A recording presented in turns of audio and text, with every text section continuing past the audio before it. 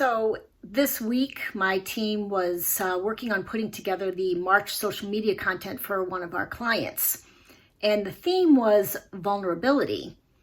As I was reading through all of the quotes and watching some of the videos on vulnerability and reading through the articles, I realized this is a real movement, I think, going on in business right now. We were actually looking at vulnerability in the workplace, but it got me thinking about vulnerability in marketing. And should we be vulnerable in our marketing? And I think the answer is absolutely yes. This comes up a lot, I think, with my clients when I'm talking to them and strategizing with them on how to approach their marketing and how to write their blog or how to do a video. Like, I'm a huge proponent of being vulnerable and being real and authentic with people.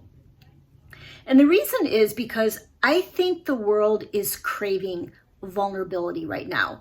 Even though it may feel uncomfortable for some people to be vulnerable or to even experience vulnerability, I think that at the core of who we are as human beings, we can't get away from being vulnerable. We have emotions, we have feelings, we have failures, we have everything. We're human, right?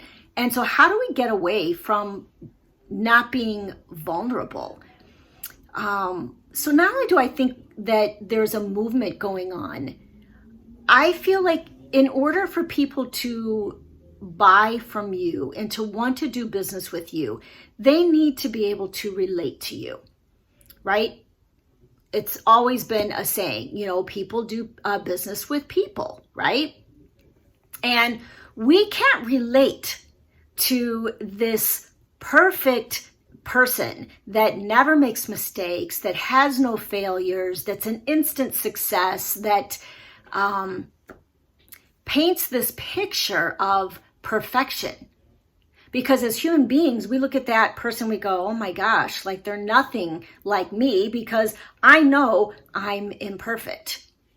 And so I think being vulnerable with people helps others to relate to us. But what stops us? What stops us from being vulnerable? I mean, I think the key, the number one thing that stops us from being vulnerable is a fear of rejection. Or fear of rejection, fear of judgment, fear of failure. All of those fears are kind of all wrapped up. I mean, I even know for myself, before I get ready to record a video, I'm always running through my head, oh my gosh, what will people think when they listen to me? How do I look, on it? It's ridiculous. I mean, it's absolutely ridiculous. But that's what happens when we are vulnerable and we show the world who we are at our core. Then there's going to be people that judge, right? There will be plenty of people who will not and that will actually relate to you, but there are going to be people who judge. But I think in marketing, the most important thing is that you are connecting with the people that completely relate to you. You don't want to do business with the people that are judging you, right? They don't relate to you. So they're not in the same place as you. So I think it's okay to be vulnerable.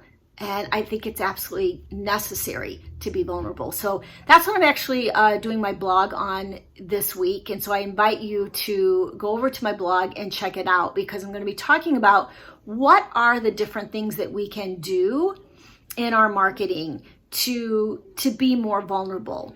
Not in a way that is, super sappy and is going to, totally turn people off, but in a really classy way. How do we be vulnerable in a really classy way?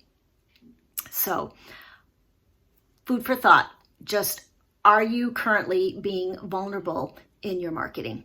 And if so, how's it working for you? And if not, what's stopping you?